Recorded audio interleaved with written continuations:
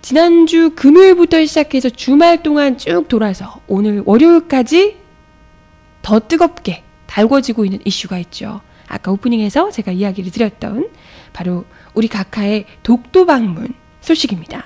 사실 그때도 좀 긴가민가 했어요. 차라리 저는 날씨가 안 좋아서 독도를 못 가시는 게 낫지 않을까 이런 생각을 했었는데, 사실 오래전부터 이 독도 문제는요, 원래 우리가 실제로 지배하고 있는 곳이기도 하고요.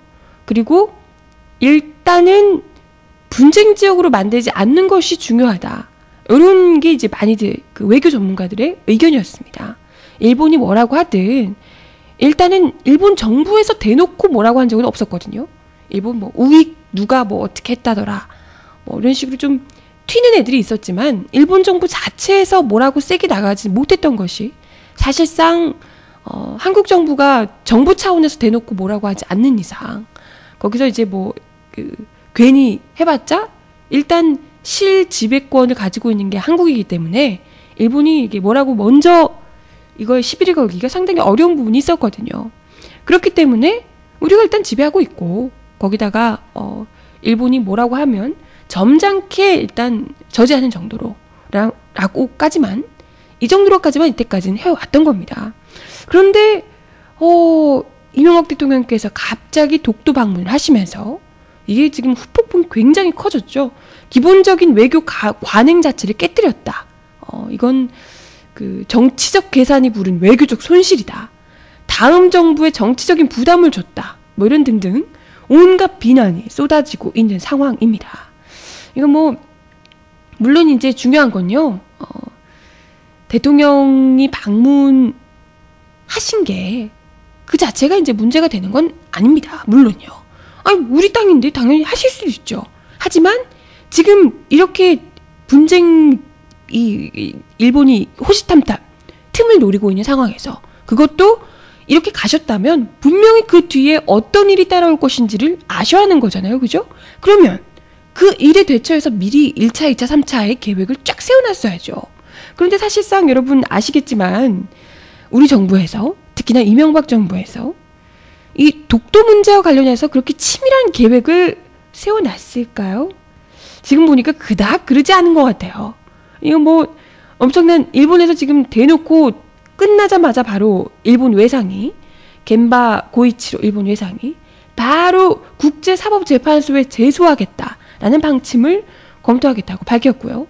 이걸 이제 아예 분쟁 지역화하겠다라는 의도인데, 여기에 대응해서 우리 정부에서 확실한 증거들을 지금 정부 차원에서 쌓아놓고 이거 이땐 던졌으면 이런 걸 예상을 못하지 않았을 거 아니에요. 던졌으면 그 다음에 뭘 하겠다. 얘네들이 만약에 국제 분쟁 지역으로 이렇게 제소를 하면 나는 어떻게 하겠다. 우리 정부에서 뭘 어떻게 하겠다. 라는 것 정도는 치밀하게 준비를 하고 그러고 나서 가셔야 하는 거 아니냐. 이런 건데 대충 지금 우리 분위기로 봐서는 그냥 일단 저지르고 보신 것 같다. 라는 생각이 든다는 거죠. 많은 외교 전문가들이 마지막 카드를 너무 쉽게 꺼내들었다. 이건 뭐 지금 전략적인 고려가 전혀 안 돼 있는 상황에서 일본이 역공으로 나올 수 있는 빌미만, 그러니까 지금 일본이 괜히 일본 우익들이 파르르 떨면서 이게 막 치고 나올 수 있는 빌미만 제공해준 셈이 됐다라는 거죠. 물론 이때까지 우리가 그죠, 일본은 독도는 우리 땅, 일본은 우리 땅이 아니라 독도는 우리 땅이다. 누누이 이야기를 해왔고 실효적으로 지배도 하고 있고 그러고 있지만 여기서 한국에서 굳이 이렇게 우리가 할 수 있음에도 불구하고 이때 동안 가만히 있었던 것은 이걸 괜히 일본에서 그냥 긁어부스러 만들어서 뭔가 좀 이렇게 틈을 얘네들이 뭔가 좀 하지 않을까? 틈을 노리면서 이렇게 치고 나온 국제적인 분쟁 지역으로 만들려고 하는 이런 꼼수에 걸리지 않기 위해서 이때까지 신중했던 거거든요. 김대중 노무현 정부에서 또 왜 안 했겠어요. 그죠? 그랬던 것인데 이걸 너무 국제정세를 모르고, 물론 지금 각각께서는 그게 중요한 게 아니겠죠. 우리 뼛속까지 친미 정권이신 우리 정부께서는, 우리 각각께서는 뭐 그런 것보다도 일단은 뭐 우선 국면을 전환하는 게, 지금 이 수세에 몰려있는 이 상황을 타개하는 게 독도가 누구 땅이 되는 것보다도 더 중요하다. 이렇게 생각하신 게 아닐까라는 생각이 들기도 하는데요. 다들 이제 평가가 국면 전환용이다. 이게 막판돼서 지금 지지율이 너무 바닥을 치고 있기 때문에 어떻게든지 지지율을 한번 조금 더 레임덕을 한번 타개해보고, 마지막 그거죠. 이렇게 심장 하는 거잖아요. 뻥 하고 치는 거, 그런 것처럼 마지막으로 쓸 수 있는 심장 충격 요법, 뭐 이런 게 아닌가, 이런 생각이 드는 겁니다. 많이들 이렇게 지적을 하고 계시는데요. 그래서 지금 일단은 우리 각하께서 이렇게 또 굳이 또 독도에 갑자기 대뜸 나와주시는 바람에 일본에서 또 국제사법재판소에 제소를 하겠다니 많이, 분쟁 지역을 하겠다니 많이, 일본 내에서도 우익단체들이 지금 뭐 난리가 났다 그러죠. 한국 총영사관에 벽돌 던지고 막 유리문 깨뜨리고 막 생수 집어 던지고 막 그러고 있다 그래요. 그래서 지금 오히려 이때 동안 뭐 대체 무슨 생각이신지 모르겠으나 한일 군사회담 이러면서 막 차라리 그렇게 나라를 생각하시고 독도 생각을 하시면 군사회담 같은 거나 하지 마시지, 왜 그건 또 하시고 그렇게 지금 또 이사단을 내는지 모르겠습니다. 그래서 많은 지금 우려를 하고 있는 상황인데요. 거기다가 지금 또 다들 이야기를 하는 게, 각하께서 대체 무엇을 갑자기 왜 이렇게 하셨을까, 이거에 대해서 그런 이야기를 하더라고요. 이게 아마도 이전에 이명박 대통령이 그 러시아에서 북방 4개 섬을 방문했던 그 드미트리 메드베데프 러시아 대통령이 북방도서 방문했던 그 사례를 벤치마킹했다라는 평가가 나오고 있다고 합니다. 근데 이게 엄연히 러시아가 그 북방 4개 도서를 방문한 것과 우리 각하께서 독도를 방문한 것은 엄연히 다르거든요. 북방도서 같은 경우에는 러시아와 일본 간에 이미 양국이 분쟁 지역임을 인정하고 있는 곳입니다. 둘 다. 그런데 독도는 일본은 어떻게든 분쟁 지역으로 만들고 싶어 하지만 우리는 전혀 아니잖아요. 우리 이미 우리 땅인데 뭘 분쟁 지역이야. 그죠? 우리는 우리 땅인데 일본에서 호시탐탐 노리고 있다. 이렇게 이제 우리는 이야기를 하고 있는 거고요. 그죠? 그게 사실이고. 그렇기 때문에 지금 뭐 괜히 그 엄하게 메드베데프를 벤치마킹해서 정말 그러신 거라면 네, 정말 그러신 거라면 정말 이렇게 생각을 잘못하셨다라는 지적이 지금 나올 수밖에 없는 겁니다. 그래서 지금 그 외교 전문가, 많은 외교 전문가들께서 한 목소리로 이건 지금 너무 오바였다. 뭐 모기 보고 소 잡는 칼을 빼든 격이다. 뭐 시기도 상당히 의문스럽다. 이건 지금 임기 안에, 지금 얼마 안 남았잖아요?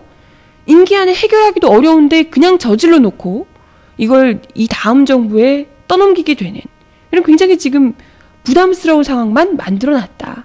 이런 이제 비판들이 나오고 있는 겁니다. 그래서 물론 이제 그 한국 정부가 응하지 않겠죠. 당연히. 그거에 대해서 일본도 그걸 알고 있을 텐데요. 중요한 건 그거예요. 일본의 목적이 무엇이냐. 물론 일본이 여기 한국이 이게 그렇게 한다고 해서 한국이 응할 거라고 일본도 생각을 전혀 안 합니다. 하지만 일본은 한국이 국제사법재판소의 재판을 거부하는 것 자체가 자신들이 주장이 정당하지 않기 때문에 그러는 거다라고 국제사회 여론에 호소를 하려고 하는 거예요. 일본은. 한국이 응하길 바라는 게 아니라 응하지 않는 것 자체가 니들이 주장이 정당성이 없기 때문에 그러는 거야 라고 국제사회 여론에 호소를 하려고 그걸 의도하고 있다는 거죠. 그렇기 때문에 뭐 일본이 국제사법재판소에 제소해봤자 뭐 무슨 상관이야 라고 생각하실 게 아니라는 거예요.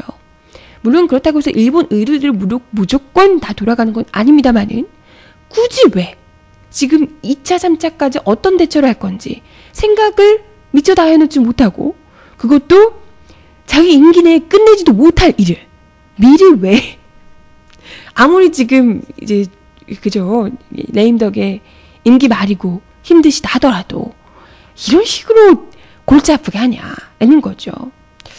그런 가운데 더 황당한 것은 지금 외교 분쟁 비판 이어지고 있는데 우리 각하께서는 독도에다가 표지석을 세우신다고 또 이야기를 하네요. 이번 광복절 수요일인데요. 이명박 대통령께서 직접 쓰신 독도 수호 표지석이 독도에 세워진다고 합니다. 미치겠네요, 진짜. 네, 이명박 대통령의 이름이 써져 있는 네, 이걸 세워진다고 하고요. 경상북도가 밝힌 행사 계획이라고 하네요. 여기 뭐 대충 보면요. 표지석이 한 1m 20cm 가량, 가로 세로로 한 30cm 정도로 이제 충남 보령산에서 캔 오석으로 만들어진 거라고 하네요. 표지석 앞면에 한글로 독도 써져 있고요. 뒷면에는 대한민국이라는 글자가 써 있다고 하고요. 옆면에는 대통령 이명박 이런 글자가 미쳐버리겠다 써져 있다고 합니다. 그래서 이걸 독도 경비대가 있는 동도 이 국기계양대 주변에 설치될 것으로 알려졌다고 하네요. 참, 네, 가지가지 하시네요. 진짜 미치겠네요. 예, 이거 어떡하지? 그쵸? 나중에 독도라 안 하고, 독도라고 안 적고 다케시마라고 적는 거 아니야? 그러고 오타라고 해명. 그런 거 아니냐고 그러시는데, 예, 참. 너무 웃기죠? 지금 이사단을 만들어 놓고 독도 표지석 세우겠다고. 참, 진짜. 네, 표지석 세울 그 민첩함으로, 예, 뭐 물론 이제 각하께서 직접 지시하신 건 아니겠지만요. 경북도에서 한다고 하니까요. 그러겠지만 그 민첩함으로 제발 좀 이게 좀 한 치 앞까지는 예, 그래도 내다봐야 되는 거 아닌가 싶어요.